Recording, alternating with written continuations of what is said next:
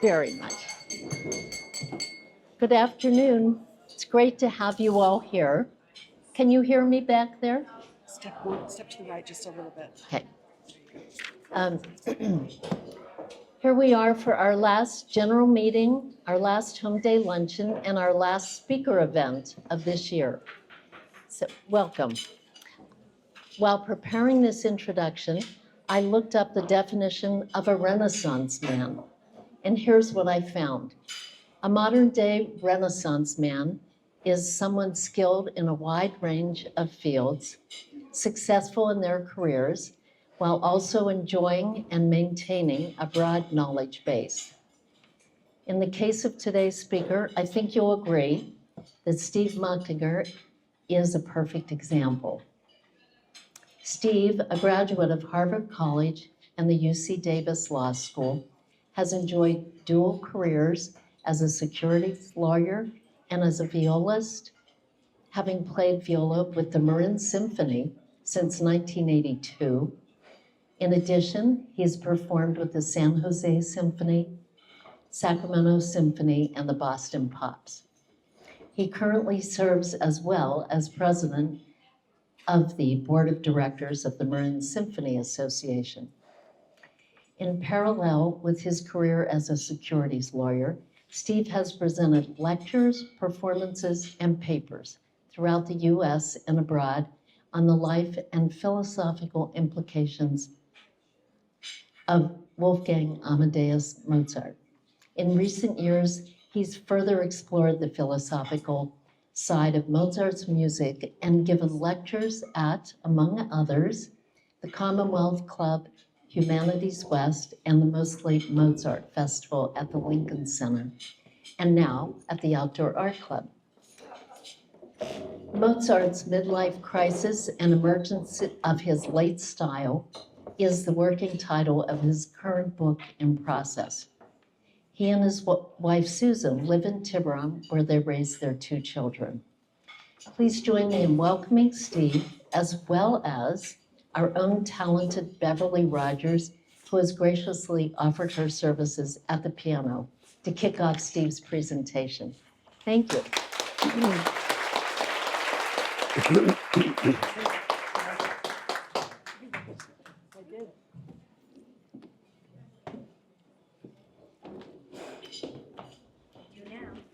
Thank you.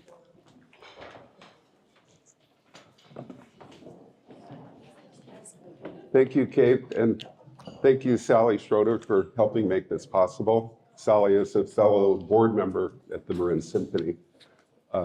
Someone suggested before I came up here that I might ask how many people in this room studied piano as a child. I thought so. And how many have kept up your skills on piano? Oh, not so many. So I always tell my friends to have their children and grandchildren start on the violin instead of the piano, because then they will have an opportunity to play in an orchestra and make friends, and they won't get bored with all the scales that they have to play on piano. So that's just a tip in case it comes up for you. I thought I'd start by just explaining how I got to be obsessed with Mozart. My father, who recently turned 103 years old, likes to say that life is determined by accidents and luck. And so it was with my current obsession with Mozart. I was in the legal department of a big bank that had acquired my little bank where I had spent most of my career, when I got a call from one of my law school contracts professor, who wanted to know if I could set up a meeting for him about a project he had in mind. And he brought along with him a very interesting mergers and acquisitions finance lawyer named George. And the project my professor had in mind was completely impractical. It had to do with clean coal in his neighborhood in Wyoming and a special process to put all the waste product into the ground and then turn it into a liquid fuel. And if he could only have $2 billion, he could really get going. So that we never heard back from him about that, but he did present it in a very tidy 50-minute lecture. But George and I wound up talking, and it turned out that George was the head of a local group called Humanities West. And they were about to have a presentation at the Herbst Theater on Benjamin Franklin and his times. And I mentioned to him that Benjamin Franklin had written a string quartet. And he said, oh, that's really interesting. I didn't know that. Why don't you bring your quartet and perform it? And so we did, but it turned out that on the same program, he also had someone who was going to perform on an instrument that Benjamin Franklin had invented called the glass harmonica. And this was an invention that was very popular in Europe in the late 18th century and involved what we've all done, or our children have done, with glasses of water. And you know the sound that it makes. Well, Benjamin Franklin actually perfected an instrument which could be played, and it caught the attention of Mozart at one point. And Mozart created a quintet that we were able to perform with one of the world's greatest glass harmonica players. And so that was a real interesting experience. And I looked it up, and that was in October of 2008. Well, what followed was it turned out that George was not only the head of Humanities West, but he had a philosophy program at the Commonwealth Club. And he called me and asked me if I would be interested in doing a lecture on philosophy at his philosophy series. Well, I said, sure, I'd love to do a lecture on the history of the initial public offering, which was one of my special interests at the firm that got acquired by this big bank, JP Morgan. And he said, no, we don't want to hear about IPOs. We want you to talk about music. And I said, okay. And for some reason, without hesitation, I said, okay, I'm going to give a lecture on, and I looked it up. What was the title of the lecture? It was, Can Philosophical Concepts Be Expressed Without Words? So having announced that topic, I got to researching what I could, and I read about Pythagoras and how he figured out that music had certain overtones that fit with physical properties, and I read some books from philosophers about what is music exactly, and I gave a lecture without really knowing much about the topic at all. But at the end of the lecture, a group of friends of mine and I performed a couple of movements of Mozart's clarinet quintet, which is one of the most sublime pieces of music ever written. In fact, I think maybe the topic of my talk was music and the sublime. And of course, I got asked back, not because I had anything insightful to say about music, but people wanted to hear more Mozart. So that really got me thinking, I wonder if I could really come up with something interesting. And I was taking a look at one of my favorite string pieces, a quintet in G minor, which Mozart wrote in 1787. And I happened to notice that there were some gestures in the strings that were exactly the same as the gestures in the first scene of Don Giovanni, Mozart's great opera that he wrote the same year, 1787. And the gestures were the gestures made by the violins in the orchestra that accompanied Don Giovanni as he stabbed the commendatory to death in scene 1. And I thought, well, that's pretty interesting. And then I looked at what happens in the quintet after these 3 gestures. And there's a long descending chromatic scale in the violins and the winds as the commendatory dies. And note for note, there were the same descending chromatic scales in the string quintet right after these gestures. So that was interesting. I had never heard that there was a murder depicted in the first movement of this string quintet. And I started looking into other associations, and it turned out that Albert Schweitzer had written a whole book about where he had decoded the works of Bach and his cantatas, and that there was a whole language where Bach and others would have musical signs that would accompany the words of his cantatas, and there was a lot of examples of descending chromatic scales, for instance, accompanying cantata movements about death.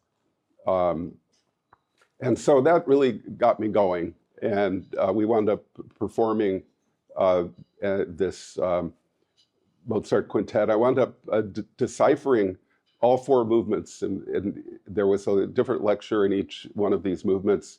And finally, I'm just so excited that I wrote it up, and I found an editor who wanted to publish it after I had given a talk about it. And it's my write-up will be coming out later this year in a journal published by Duke University Press. And they want a recording, and so I'm going to record it with some friends at the Marin Symphony next month, and so you'll all be able to find this online. And if you can't find it, please contact me, and I'll be sure to send you a copy. As I looked more into it, I wanted to learn more about what was going on in Mozart's life during this period. And it turns out that during the period between his two great operas, The Marriage of Figaro, which he wrote in 1786, and Don Giovanni, which he wrote in 1787, he wrote this quintet, and he wrote some other very interesting music. And you'll hear one of those pieces in just a few minutes. There's a biographer who wrote about Mozart 100 years ago named Hermann Aber, and he wrote about this period of Mozart's life between these two operas. And he wrote about the difference in style during this time. And I'd like to just read a couple sentences that he wrote. He says, an important change can be detected here in terms of the style and content of Mozart's works during this period. The time when Mozart had drawn his artistic experiences from the civilized world around him and imbued the older spirit of music as a social art form with the refining fires of his own personality was now past. The Marriage of Figaro stands on the cusp between these two periods. On the one hand, it is still lit by the whole gallant and hedonistic brilliance of the social art form, while on the other, the archetypal aesthetic experience asserts itself so forcefully that the social element threatens to disappear completely. Brief though this interval was between these two great works, that is Figaro and Don Giovanni, the radical change in Mozart's creative output could hardly have been more far-reaching. So another two works that Aber cites as bracketing this a period of the change in Mozart's musical personality are two rondos. A rondo is a piece that has a main theme, which is interspersed with contrasting sections called episodes.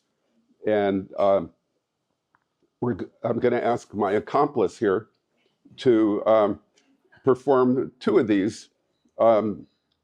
K 485 in D, which is from January 1786, and K 511 in A minor from March of 87. Now, I'm sure everyone here knows what the K stands for, but just in case you don't, with most composers, their works are identified with the word opus for the opus number. And that's not Opus the penguin from that great comic strip. That's just Latin for work. So it's just the number of in chronological order. So Beethoven's Fifth Symphony is his Opus 67. There was a fellow in the 19th century named Ludwig Kerschel who cataloged all of Mozart's works in order. And so Mozart's works traditionally are identified by the K number. And one trick that I learned from one of my musical colleagues was you can always find out how old Mozart was when he wrote a work by according to the K number. If you take the K number and divide it by 25 and add 10, that's how old Mozart was when he wrote the piece. So K 511 divided by 25 plus 10 is 31. And Mozart was born in 1756. 1756 plus 31 is 1787. That's when he wrote this piece. So that's something you can impress your friends with next time you're talking about Kerschel numbers at a cocktail party. So it would be good to hear K485 and see if you can tell which one is happy Mozart and which one is sad Mozart.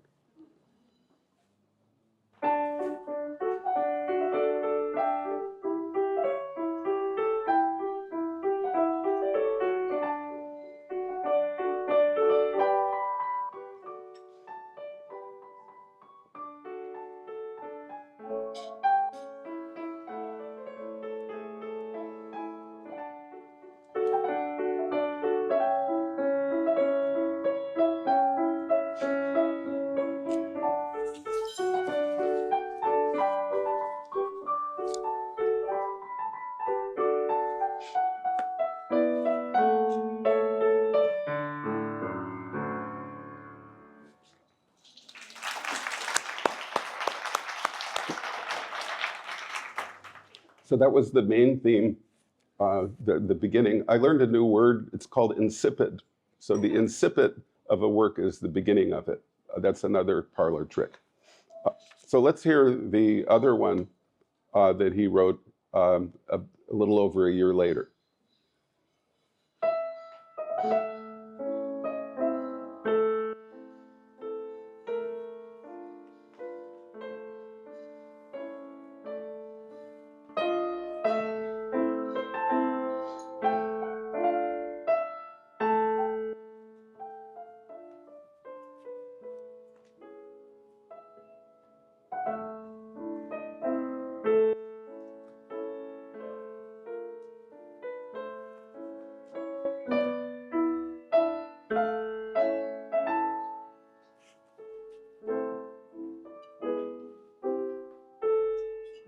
That's it. Sure, you want to do that again? Yeah.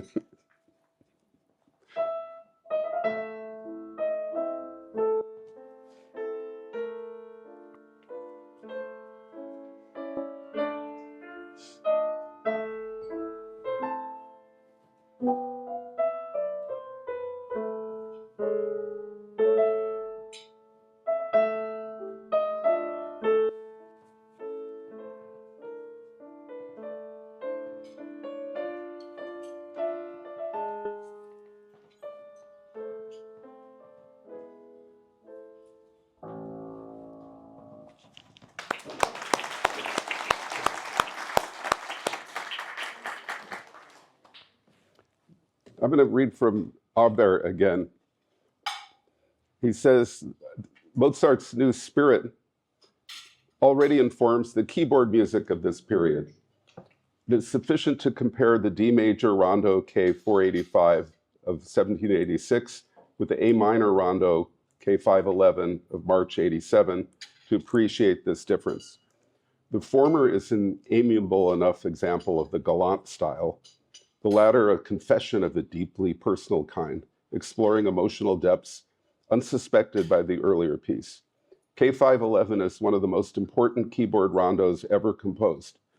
With its exotically tinged theme, it is a typically Mozartian piece in A minor that its first four bars with their characteristic chromaticisms and dynamics, revealing an impassioned tension that is maintained throughout the whole movement without ever achieving any resolution in an optimistic sense. So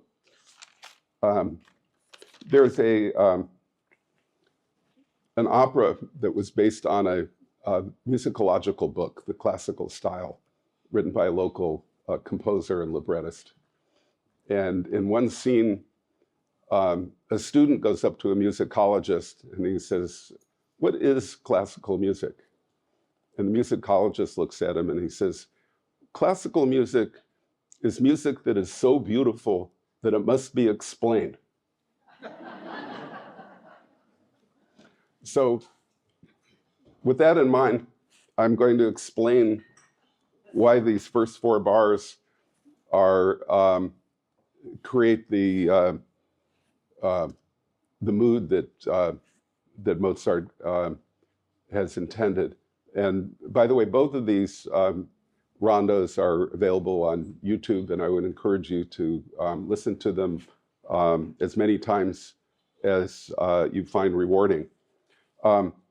So there's at least 10 different things that I can identify in the first four bars that seem important to me in what Mozart will communicate.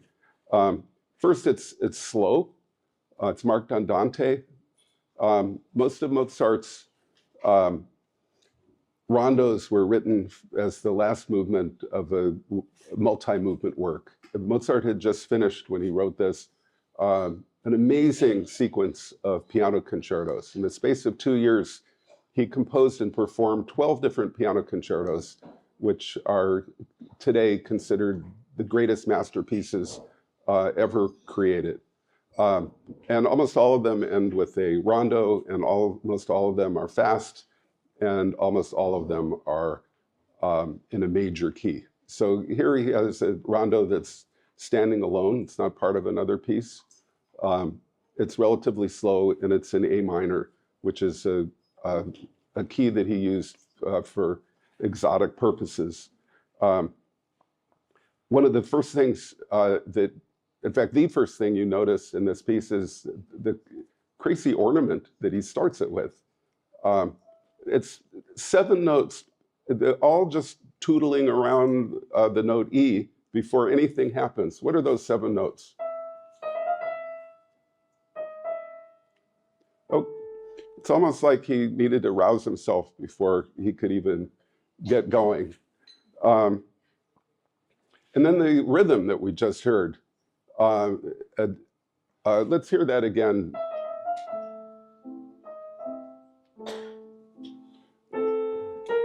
All right, that's the rhythm. It's a dotted 8th note, followed by an 8th note and another 8th note, which is a very common bum, ba bum, bum. And that signifies that it's a movement called a Siciliano. And theorists have come up with something called topic theory, which is a way of explaining why certain musical rhythms and gestures will bring to mind associations that are outside of the immediate environment. And so here he's creating the feeling of a Siciliano, which is an old dance, supposedly from Sicily, that's associated with pastoral, calm scenes out in the countryside. And then a lot of the Sicilianos have a drone established with them. And if you listen to the left hand, there's a repeated emphasis on the bass note A, which brings to mind this drone, again, consistent with the Siciliano association.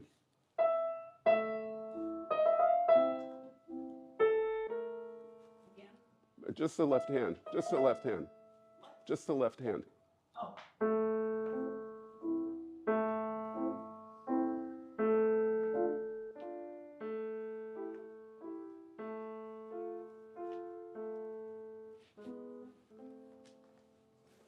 So that's something you might not have noticed, but that's something put in to give that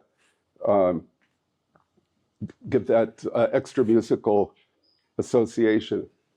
And then finally the melody starts in the second bar, and I'd just like to hear the first note of the second bar.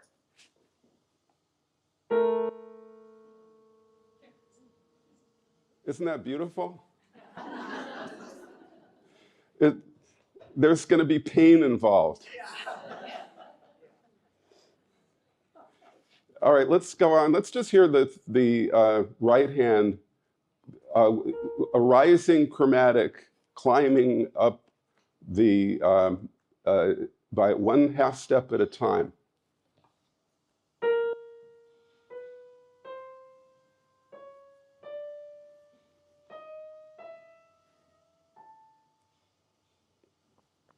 So that's other theorists have come up with a theory called the theory of musical agency, where we imagine that this is a character, and then there's senses of gestures and gravity where this character is trying to ascend somehow.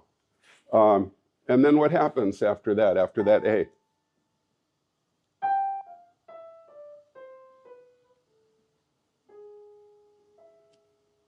So that comes down pretty quickly in pairs of notes. They're called appoggiaturos, which are taken to represent size, each one. So he comes down with 3 different size back to the same position. And then he's back at the starting point, and it repeats itself several times. And so it seems to me that this can be compared to the Greek myth of Sisyphus. And Sisyphus, as you know, is a character who we know from the Odyssey of Homer. And as Odysseus is trying to find his way home from the Battle of Troy, he has to go into the underworld, and he finds the shadow of Sisyphus. And here's what it says. Here's a translation from the Odyssey, where Odysseus says, I saw Sisyphus. He was suffering strong pains, and with both arms embracing the monstrous stone, struggling with hands and feet alike, he would try to push the stone upward to the crest of the hill. But when it was on the point of going over the top, the force of gravity turned it backward, and the pitiless stone rolled back down to the level.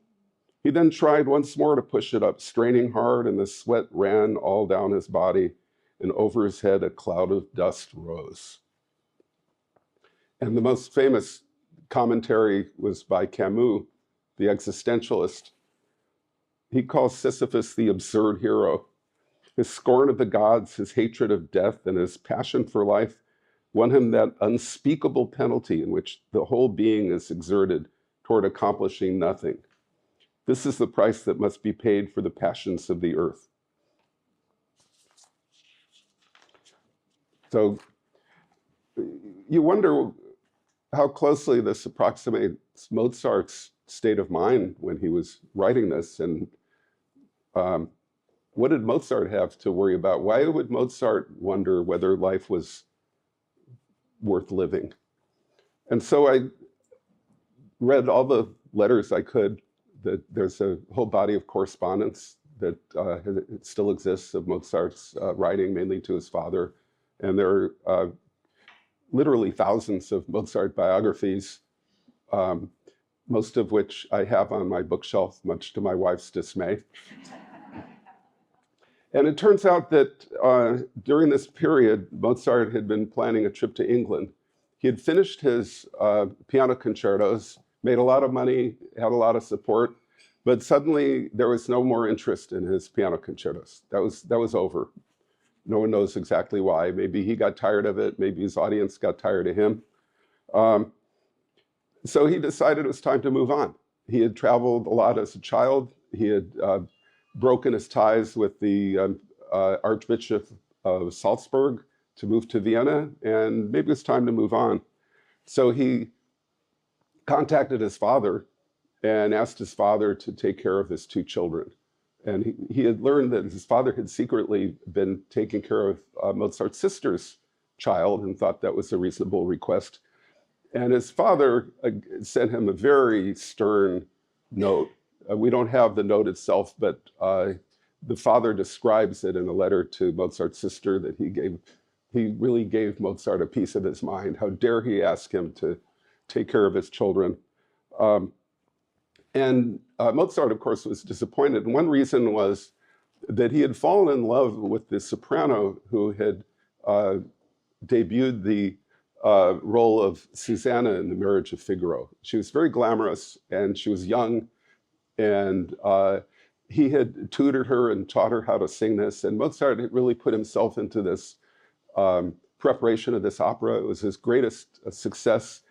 And she and her brother and a friend and her mother, they all were in Salzburg, and they were all about to leave and go back to England, and said, why don't you come with us? You could make a fortune there. Handel had already done so. Haydn would do that in the future. And for want of a babysitter, he said, well, I won't go now, but maybe later we'll figure it out. And so he composed a very special rondo for himself and for the soprano. Her name was Nancy, and they played it together. And then she left. And so all of this, a few days after she left, Mozart sat down at a recital, and according to one scholar, he apparently improvised this this rondo that we just heard, this A minor rondo, which almost stream of consciousness, and he wrote it out a couple of weeks later. So there's reason to think that this rondo really came into his mind at this time. I wrote this up and sent it to a psychological journal, and they said this was very interesting, but I didn't have enough about Freud. So I got out Freud and have been trying to rewrite it.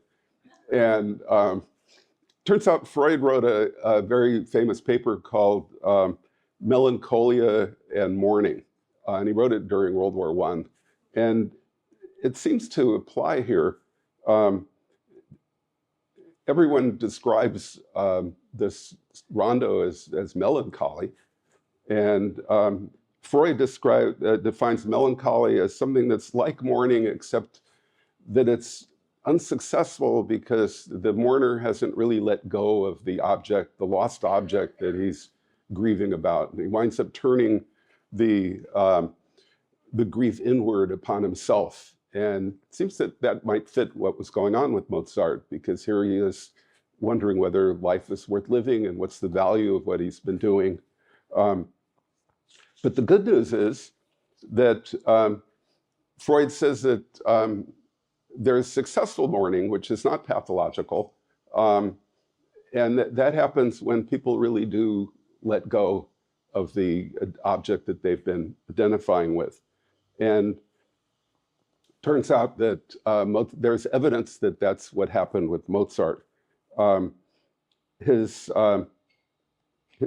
He wrote this G minor quintet that I spoke about earlier, which has some real violence in it. And then his father died just a few weeks later. Father died on June 2nd, 1787. He had a very close friend who also passed away. But the most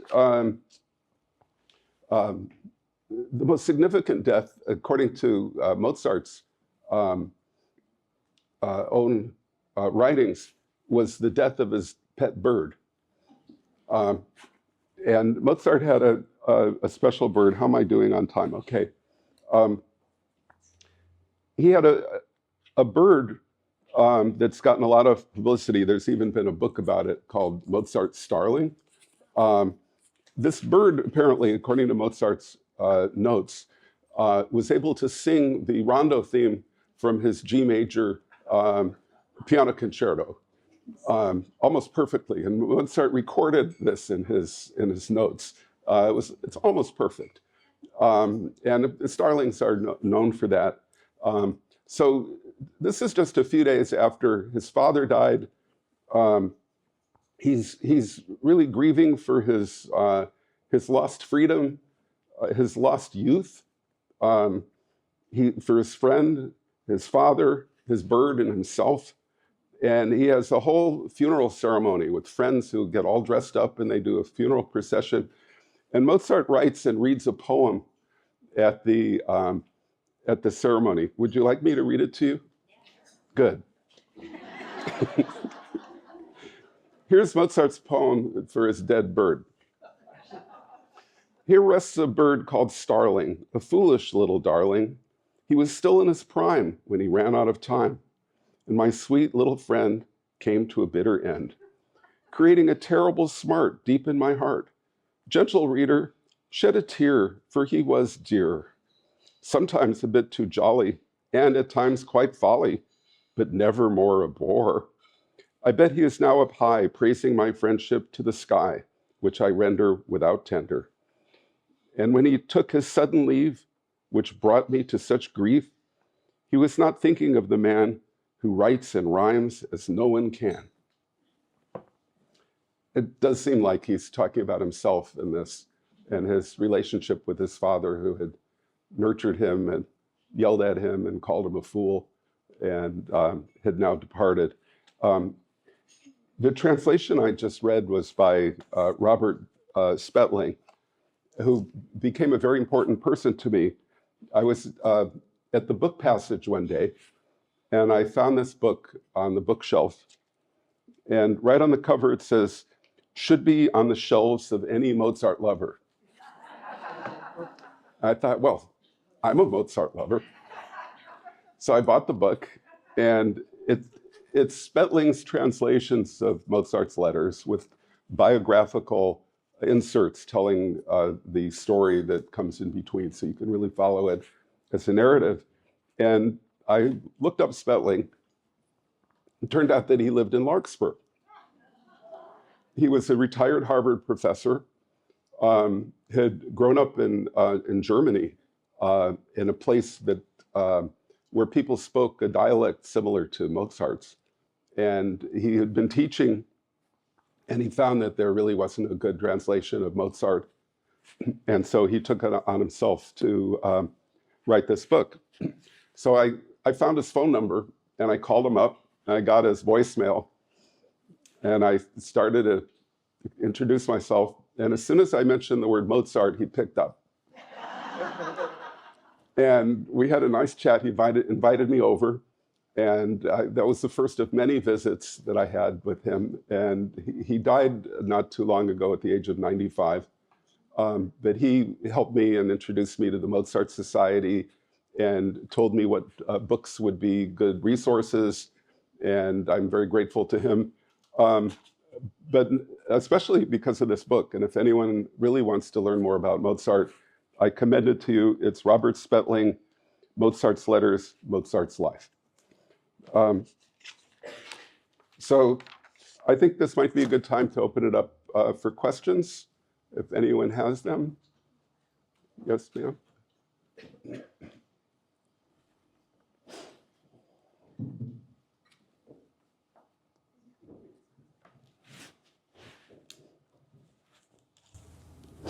As a Mozart scholar, I'm curious what your thoughts are about Amadeus, the movie mostly, but the play and the movie.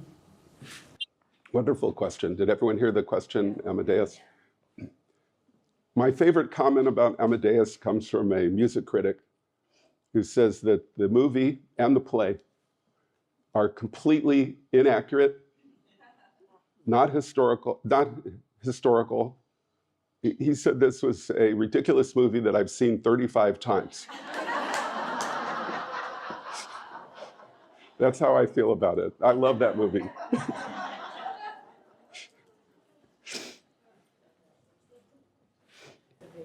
Hi, I have a quick question about the Marin Symphony. I'm wondering if you know about the upcoming season, if we're going to hear any Mozart on the calendar, or what we can expect. Oh, I'm so glad you asked. I planted that question.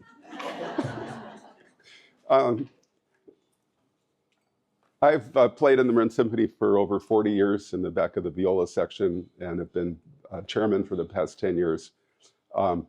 It's a very interesting time for the orchestra. We had a wonderful music director, Alistair Neal, for over 20 years, who built the orchestra up into one of the premier orchestras of the Bay Area, probably second only to San Francisco Symphony. Alistair retired and moved to Paris. And so we've been conducting a search process for a new music director. We had over 140 applications, and we have a committee that narrowed it down to 4. And those 4 have each conducted a series of orchestral concerts this past season, with one coming up at the end of this month. And we will pick one of those 4 to be our new music director. At the same time, we've been exiled from our venue, the Marin Veterans Auditorium, because of some deferred maintenance that has caused it to be shut down for a couple of years. And so it's been a difficult time. But fortunately, we have had some very generous support from music lovers, and we're solid financially. And looking forward to we'll have at least one more season where we play at the College of Marin. A lot of people actually prefer the College of Marin Auditorium to the VMA. It's more intimate, it's more up to date. The only problem is it's relatively small. It's not big. The stage is not big enough for a full orchestra, so we can't play Mahler, but we can play Mozart, and we have the last season, and we hope to announce the new season in within the next couple of months, and we hope to see all of you there. I'm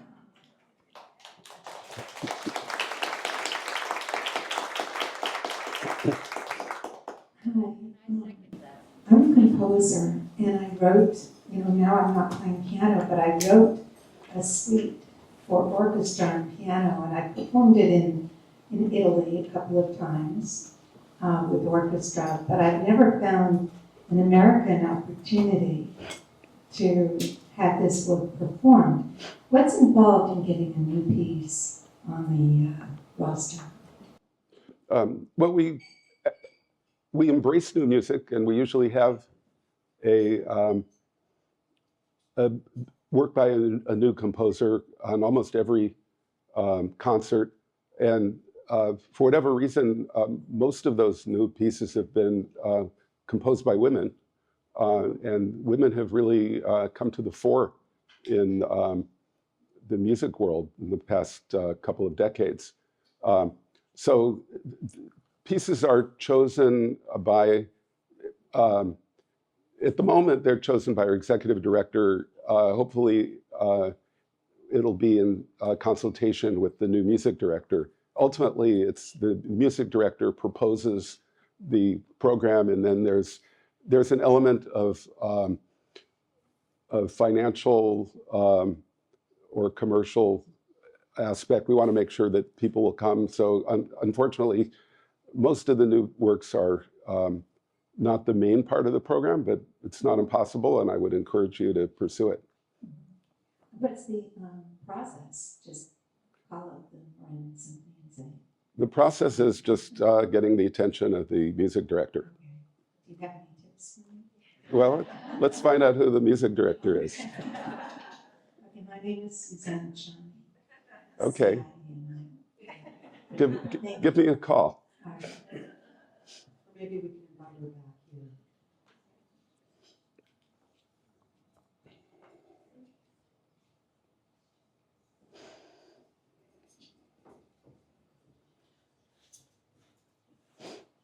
What is your go-to Mozart, the piece that just makes your soul sing? Oh, there's so many. And the thing about Mozart is there is such a variety, and people have an image of Mozart as the happy Mozart, that he can really pull your heartstrings. I love the D minor piano concerto. It's very tumultuous, and the second movement is just starts out really calm, and then it just busts out in this horrendous chaos. I think that was certainly a favorite. I love the 21st piano concerto, the one that has the Elvira Madigan theme. I love all of his piano concertos.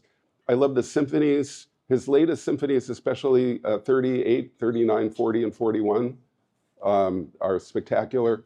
His two string quintets in C major and G minor, his string quartets,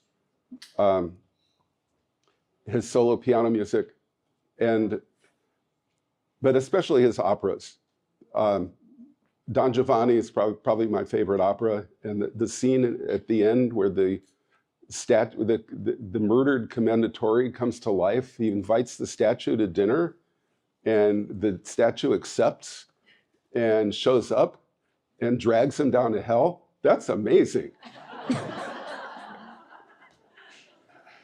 So any of the Mozart da Ponte operas, and then the San Francisco Opera is producing Idomeneo next month. And that's a rarely performed opera. He did that just before moving to Vienna. And during the pandemic, I studied Idomeneo, and the opera is dominated by a sea monster that rises from the sea and terrorizes the citizens of Crete. And I did a little investigating and concluded that the sea monster was a metaphor for the plague. And I delivered that paper at a conference in Salzburg, and that was my first chapter in an actual book that just came out earlier this year. And so I would encourage you, if you happen to see Idomeneo, which was his first great opera, to see if you agree that the sea monster and the plague are the same thing. Any other questions?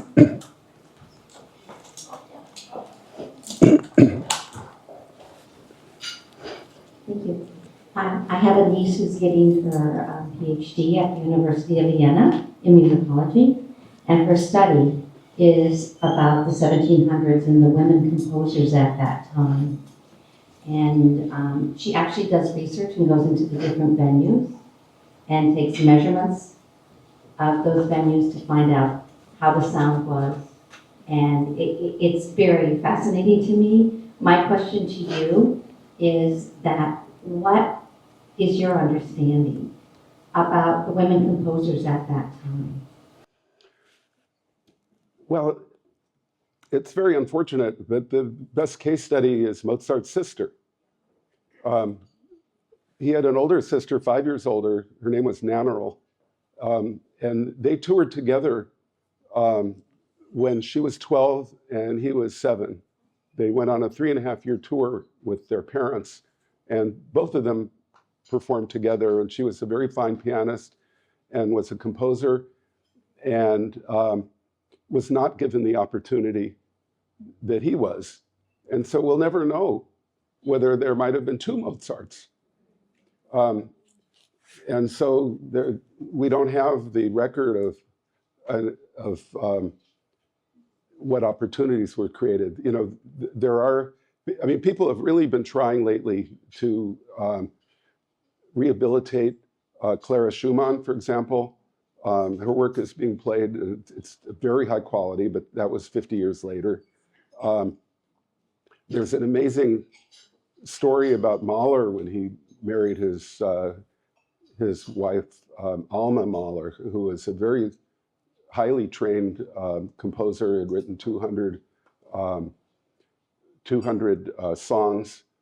And he as part of their marriage agreement, he made her promise never to compose another work.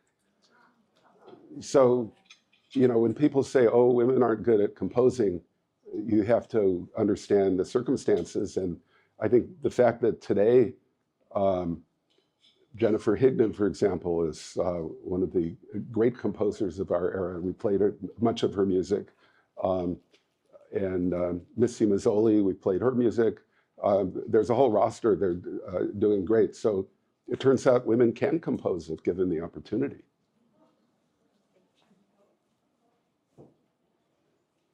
Okay, thank you, everybody.